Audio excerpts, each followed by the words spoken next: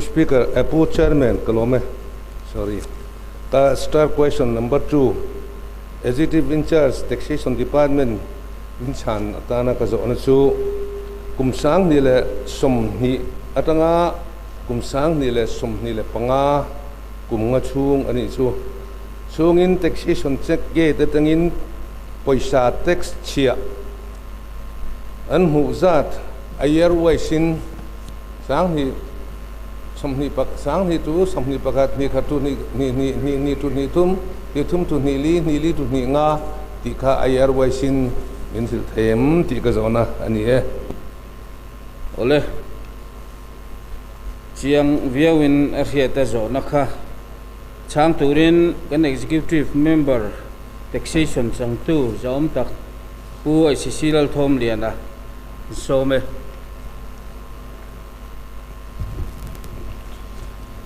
Pu Chairman, Kalome.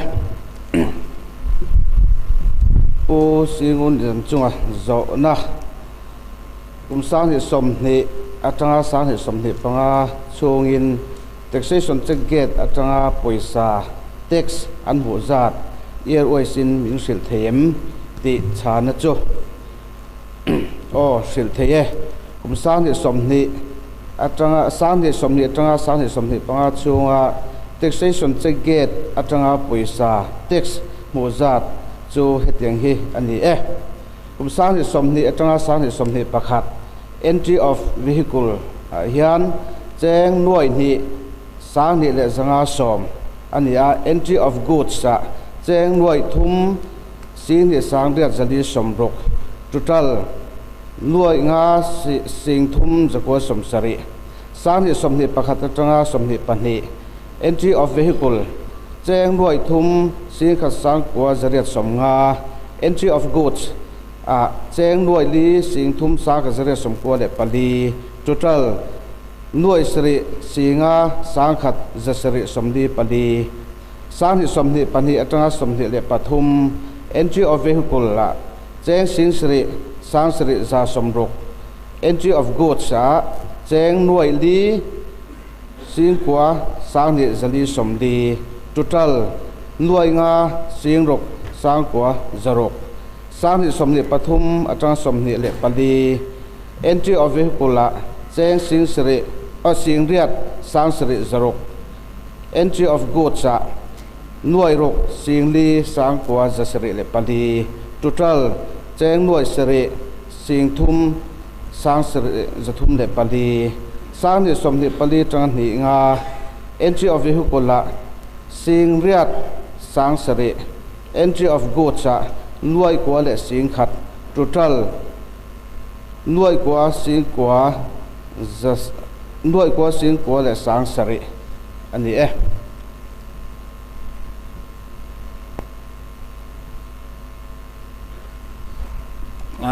chiang view wa zona zot tu zobel na somang oh Chairman, helai hi ne kan tuna kan taxation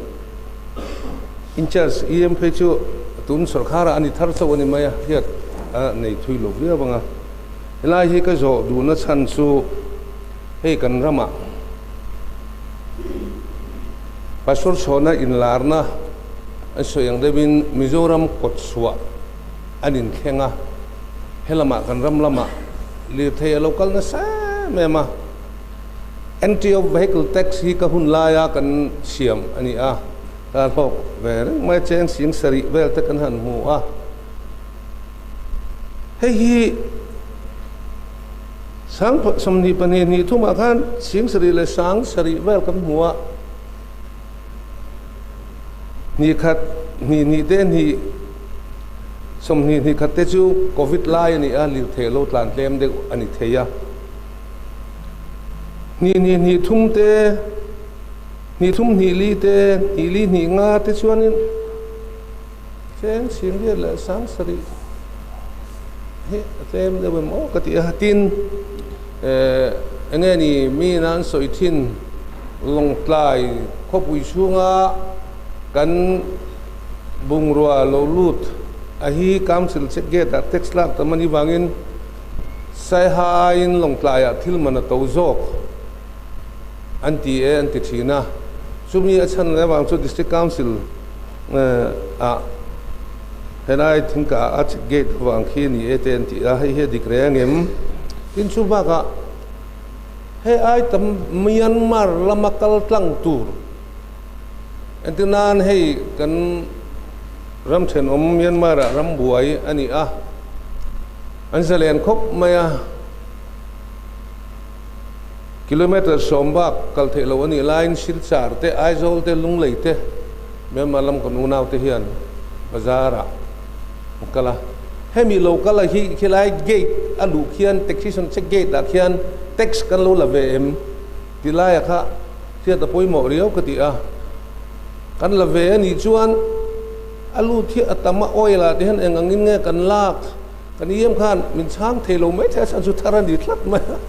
ma se hei kan malamatan ke manin resource kan nei ve hi angai heti khopa mal som na local hi ti lai hi council hian aram mi pui hian lok pui ila ti hi kadwa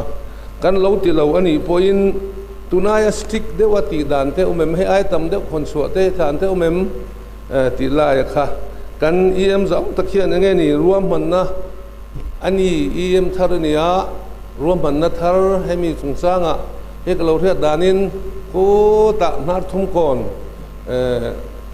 tu thum nar le bung tlang pen nar thum ko na te sangau lama te le mumbu lam panga te po Myanmar lam ne na kan inkal po na taxation segate te siam tum ni ten kaloria alom katia enge ni malak na an nei hemi tax kan tax ti pung tur zong le tamzok kan hu thena tur ta hian ma chop enge an nei te min thil thayem ti ka zota tin chuti rual chuan na chena ka soyang khan vehicle tax bi ka khan somni putum nilia sin sari le sangru wel kan huwa nili ni nga singli le sang sari ani le a atlem ta zok motor lut atlem ta mi heti khopa motor lut tam si hi tilai kha kan zo melna ania hei he detail min sang the nun pon ziak pon dule na kana min sang se ti ka zo melna ni lo me zona pakhatna kan zo bel du chu lo chin si asela taxation segate atanga sum hu hi department in direct in finance a submit nge GAD kaltlang in a submit tilai kha kan han cha ka kha in tin ngen kalpui chuan kan budget book kha ka keng ta mai lowa chairman ka hesul tukin karing lo noi riat vel kha kum khata kan target khania he sang hi som hi pali som hi panga chuan noi kuala sing ku sang sari vel kha kan han hu theya chuan sang hi som hi phat vel chu nuai nga le sing thum le sang sari ti vel kan hua apun nei chokhopa mani lok khan official lam ka zota kan budget mutur hian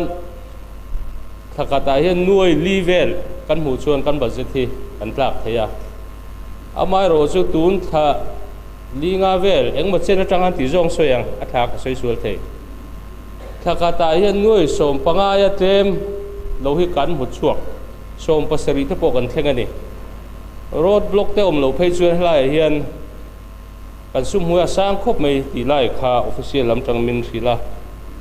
khatiang ani chuan tun thalinga liam ta kan tax income mang khan kan budget aten hai sungin dei lo chungchang kan soi chodon che onia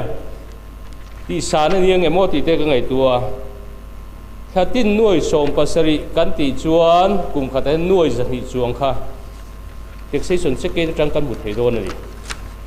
income thatak source thatak khani dona chuwang jung thok tu te po tranan lak kan yem thar manghian thatak ka tranan lak ha kan han bai se ya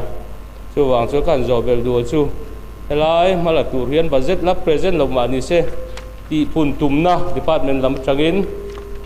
kan income ngai tuin checket atang kan target ti pun tumna hi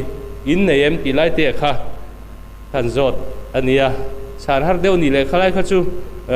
budget ate kala soi chodon nia chairman kolome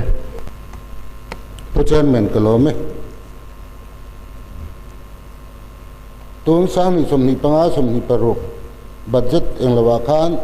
taxation department akhan chenoi somni paka akha kan tar ke datan khan dan in ka ri a ti chuan ni chuna kan member zom tak a question nei tuina a year sa a soya khan sani le somni panga akha zo ni lawa kariya ruk dan chuan ti zong in soila voina sarkar te po in nge sarkar lo lai po kan official lam mama anni karing entry of good into market ti te legal tax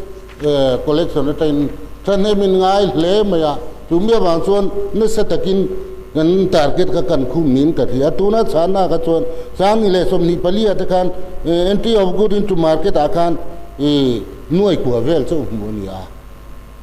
kumin sani le som ni panga kan man ral mek financial year ti miang eta hian eng zat nge taxation department atang hian sumlak lu ani ti kha ka zo na ni tum ka zo na ka kai lut la le sanga wa khinin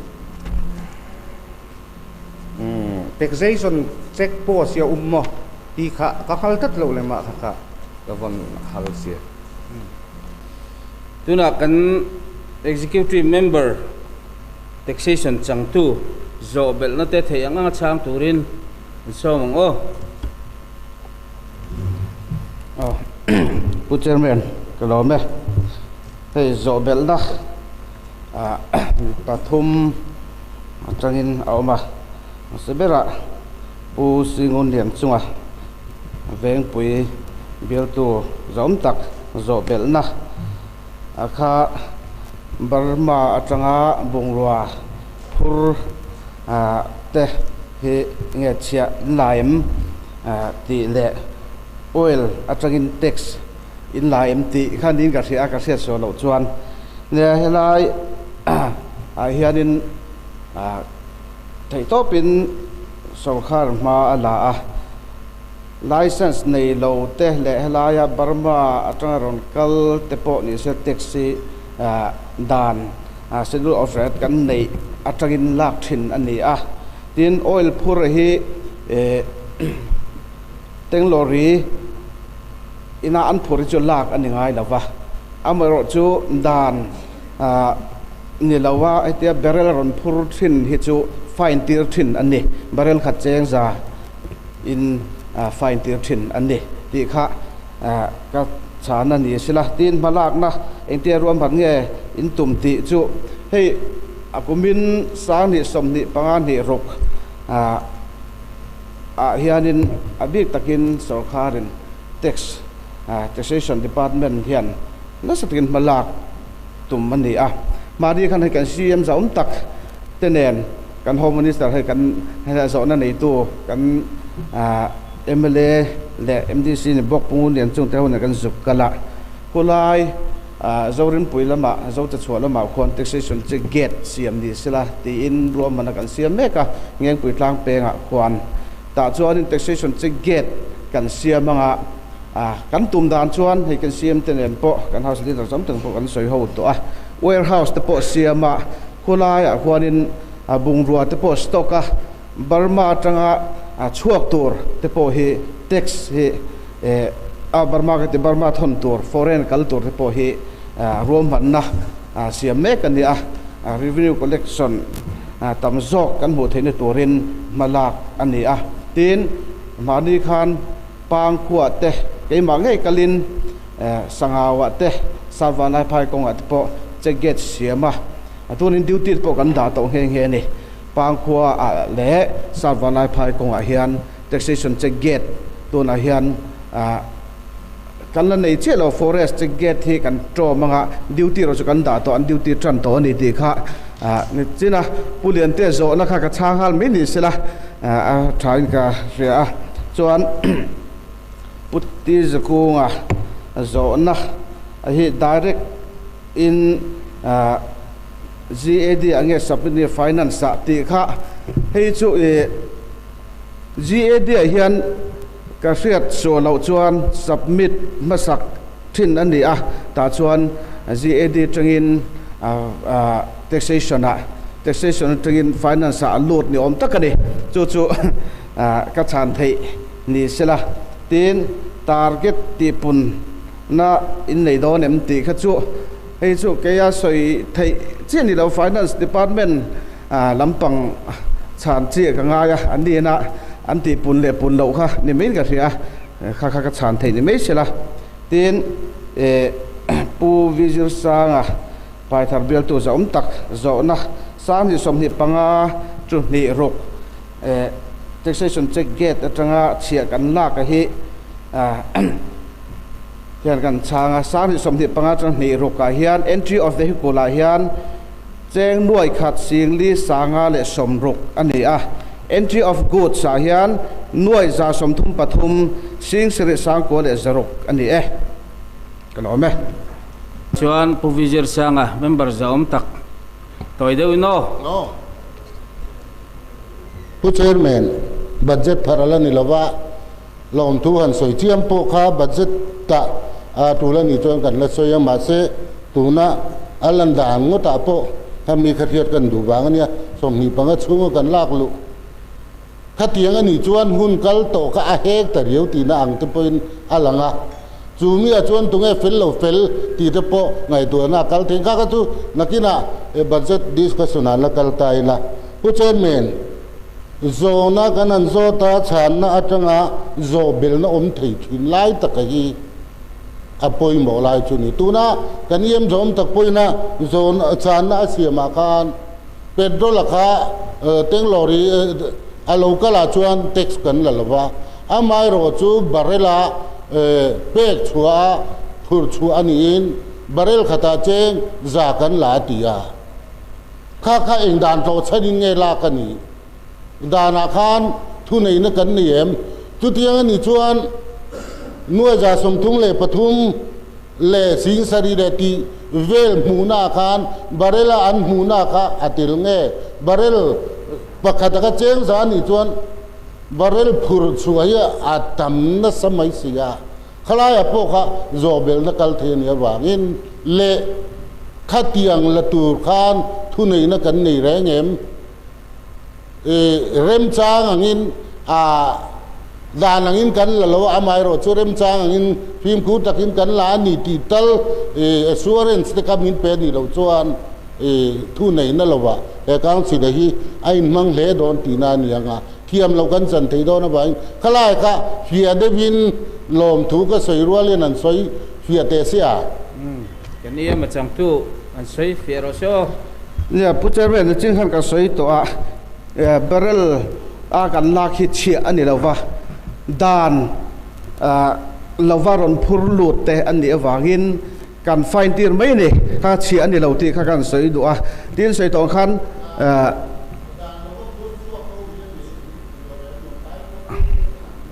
dan lo phur chu khe chu fine tir zel ani ti kha ka chan ani sila tin Mizoram anga po hian akar sia so lo chuan share chip lama po hian hetinga petrol le diesel phur te hi choitir thin an ni a tin soitong khan district council in sum kan nei lawa thanem ngai te po ana a amor chu dan ni mi lawa hetia illegal a bungruaron phur te hi chu cái mà ni helai kan da na phei chuanin a choitir theina phei chu kan nei lo na chungin amar chu dan dik lo vek ron phurlu te ro chu district council thu nei na po ni chuang lovin ti hanin dan dik lawa ron phurte bungrua license nei lo te hi chu kan fine tir thina nei tax ani lo ti kha kan soi thei to ni chairman kalome ti ngai lo thine ma se helaya zo na zot nei tu mi pakhat voi ni voi thum khan zo bel nei pek ta ga zo kan ti vengota an thang ron amang ran khop mai sang ni le som ni danga som ni panga ti kha kan zo na khani a ni li ni nga min sang ni nga ni ru ka min sang lo ma ro chu kha ron zo bel na danga ron sanga cheng noi za le som thum pathum sing kwa sang sari zuruk enge kha achan nili ni nga khan cheng noi ko le sing kwa chau kan husia khami ni nga ni ro khan ma tol lu kha apung ta fat มาเช่อาชันเทพอส่งตัวเองมาเช่โลเทียเซลตามพอเองอาชันเฮียมาของส่งอาชันหน่วยสรีเตหน่วยทุ่มเตหน่วยลีเตอันนี้เจ้าว่ากุมขัดกันหูตุนหิงานหิรุกุมาหน่วยจะเลยสมทุ่มเลยปฐุมไล่กันหูไทยแต่สีเองอาชันเนียออฟฟิเชียลละมินไอเอ็มเฮียนอันนี้ฮิมิเฟลกันเอ็มฮิมิเฟลตะกันเนี่ยเราช่วยเราพวกกันngaเฮตียงังฮีอันนี้ตูร์อันนี้แรงเอ็มโอ้ก็ที่อดีตวิวปนกันngaสวยตองขันอลุตตำเจียกันใช่ไหมคะทีนออยล์จุงจางก็จะอาศัยสดาอัสเซมบลีอ่ะพวกก็ใช้ illegal แล้วเนี่ยบาร์เรลพูดที่อิจฉานักดูโต้นี่ละฉันทีร์แมงโอ้ด่านนั่นนี่เราว่าฟังอินกลายเป็นเราไฟที่เวก็จะบาร์เรลขัดเสียงสัตว์แต่ก็จะอัดลมขบกินกันเนี่ยขลายเตะค่ะนี่กุมารนุ่ยก็เลยสิงกุนุ่ยสมัยพ่อพลาวะกุมนิลีนิงานี่โรงงานนุ่ยจะสมทุ่มปฐุมไล่อารมณ์ที่ชาวค่ะอารมณ์อมรัวลินขลายกันเองอาชันนี่ตาอังซิสเต็มกันทักง่ายนี่ที่ไล่เตะกันจบไปเลยนี่พูดเชอร์แมนกันหรอไหมโดยเฟลเดวินจังตุยพูดเชอร์แมนกันหรอไหมเนี่ยให้ไอเอรวยสินกันหันตาร์หลังอ่ะสามที่สมนี่ปางาจนที่รุกที่ไอ้ท้าววิวเมียให้อาชันเกี่ยปนกับจอดdepartment ลำปังเตะเลจะเกตดิวตี้เดปะจะเกตดิวตี้พอให้ surprise visit ไว้ทุ่มกันในมันตัวกัดหล่อจักอาชันเนี่ยหลังจุตุนนายมีรักหายหูบาร์มาทรานสุมดงหูให้มีอวังหินเดียวเบอร์ affector เลียนเบอร์จะให้อันนี้อามาก็ชวนติงเห็นบาร์มาทรานบุงรัวละลูที่อันอมเลมเราว่าทีนอัฐกตู้เตปะไทยโตปินกันเงี้ยนี่ฟุยเวบกะจู่อันนี้เดียวเบอร์กันเรียบาร์มาละมาสุมดงให้มีราคาหูฮีaffector เรียนเบอร์นินกันเรียทีนอามาก็ชวนให้มีดีเซลและเปโตรรันพูดเชียนี่ไฟน์ทีร์อันนี้ง่ายหรอวะตุนหายลกสามที่สมนิปังอาจนที่โรคาเฮียนไฟน์ทีร์เดียวเจ้าอันนี้ให้เต้มากันเชียผู้เชอร์แมนกัน taxation จังตัวเอ็มจะตักินะ affector สร้างหิสมหิปังานหิรุกfinancial year เจ้าว่าอปูนี่ขันจวนดิกเทลวะแห่งเมียนมาราชกสุมโดนนะฮีสร้างหิสมหิปทุมหิลีหิงาจังคันนัสลิตุกินกัลโตนี่จูวางอินขลายขจู affector ปะขตาจวนนี่ยังอามาโรจูอปุยเบรจูอะไรนี่เราเดี๋ยวนี้ที่ไล่ค่ะกันสวยเฟียดูเนี่ยสร้างนี่สมนี่ปฐุมมาจังขนาดกันเท่าอามาจุตูนอังเอเบมิสุมโดนนี่อากันเราที่อาศัยเจียงตูเตกันเนี่ยนี่ทุ่มจุนี่เรียบพนักกันเร่งอามาจุนี่งาจุนี่รุกที่อากันนั่นสับบร์จุมันนี่ที่ข้ากระชานั่นนี่เลยดร.โรเซียวดิวตี้ลำเทปอันลินทักกัวลนิเทียจูวางอินaffector ขัดจูอปุยเบรค่ะอาเรียดบิ๊กเลเวติค่ะขลายโจนั่นแหละ